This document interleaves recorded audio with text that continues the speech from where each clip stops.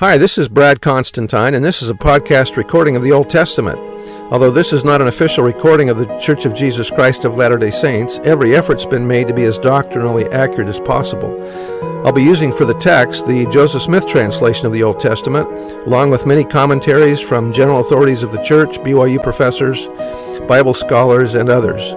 This format will be very detailed, and so if you want a deep analysis of the Old Testament, you come to the right place. Thanks for your attendance. Hello there, welcome back. This is going to be for Ezekiel chapter 1. So since we're starting the book of Ezekiel, I'm going to read a little outline or a little narrative about the entire book here of Ezekiel so we can get a better understanding and context of what we're going to be reading. The power of repentance and the restoration of blessings for righteous living is mentioned. Ezekiel was a prophet from 592 to 570 BC. Judah was taken captive in 597 BC, so Ezekiel was a prophet while in Babylon. The book is divided into three parts. Chapters 1 to 24 discuss the punishments that will come upon Judah. 25 to 39 talk about restoration, and 40 to 48 deal with the temple building and worship. Ezekiel is mentioned in Doctrine and Covenants 29, and the great and abominable church, which is the whore of all the earth, shall be cast down by devouring fire, according as it is spoken by the mouth of Ezekiel the prophet, who spoke of these things, which have not come to pass, but surely must, as I live, for abominations shall not reign. That sounds like a quote that Moroni may have given to Joseph, huh? The Lord had one great prophet, Jeremiah, in the court at Jerusalem, another, Daniel, in the court at Babylon, and a third, Ezekiel, among the exiles in Babylonia. Jeremiah and Ezekiel were of priestly lineage. Daniel may have been of royal lineage.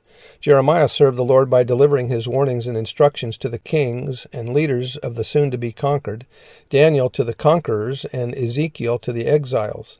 Ezekiel, whose name means God is strong, or God will strengthen, was the son of Buzi and priest of the family of Zadok. He was carried captive to Babylon by Nebuchadnezzar in the captivity of Jehoiakim. That was by Sidney Sperry.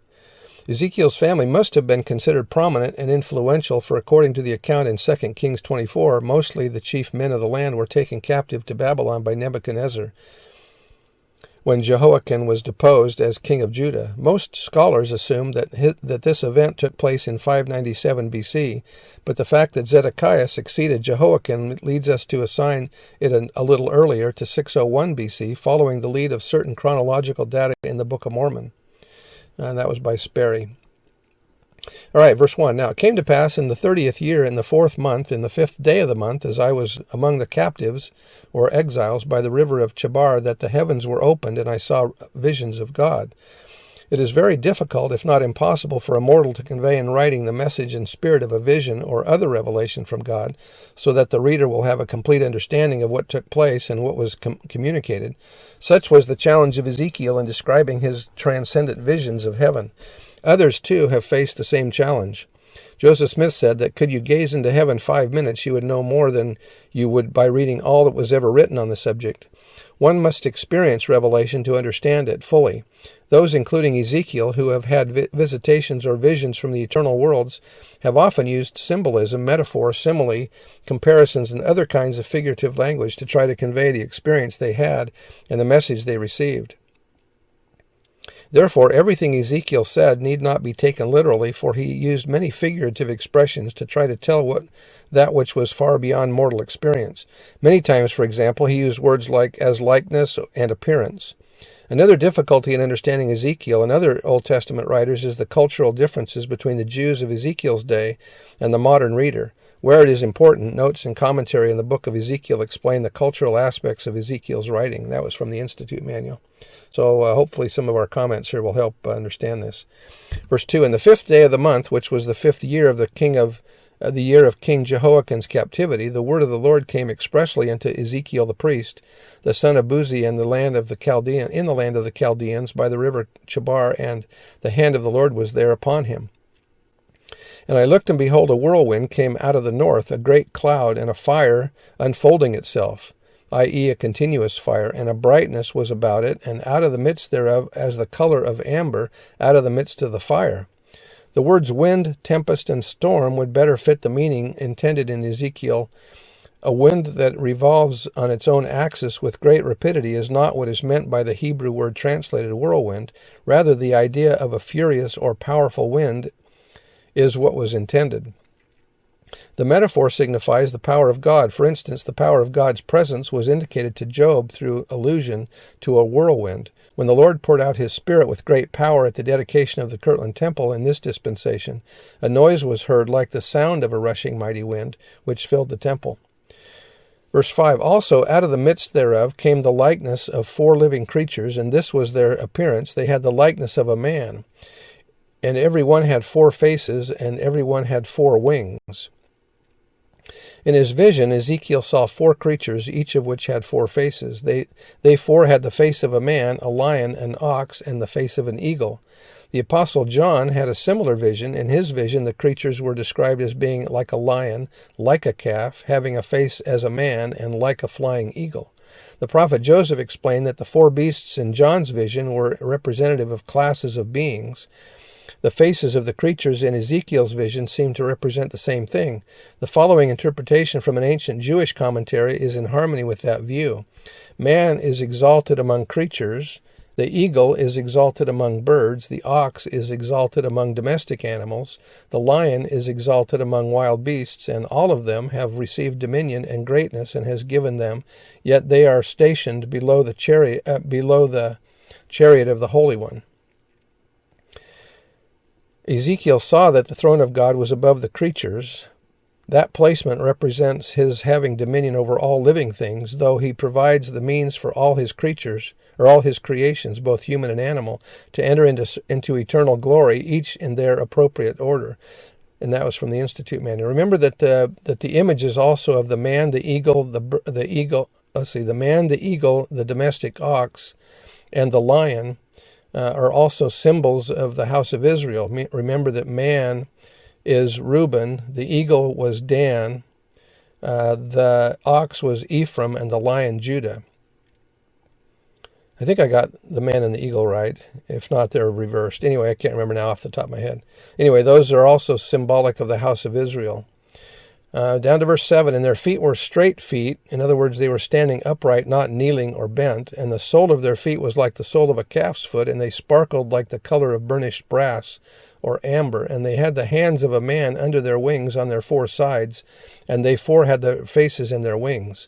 Their wings were joined one to another. In other words, they had unity and harmony. They turned not when they went, and every one went straight forward. As for the likeness of their faces, they 4 had the face of a man and the face of a lion on the right side, and they 4 had the face of an ox on the left side. They 4 also had the face of an eagle. Thus were their faces, and their wings were stretched upward. 2 wings of every one were joined one to another, and 2 covered their bodies. And they went every one straight forward. Whether the Spirit was to go, they went, and they turned not when they went.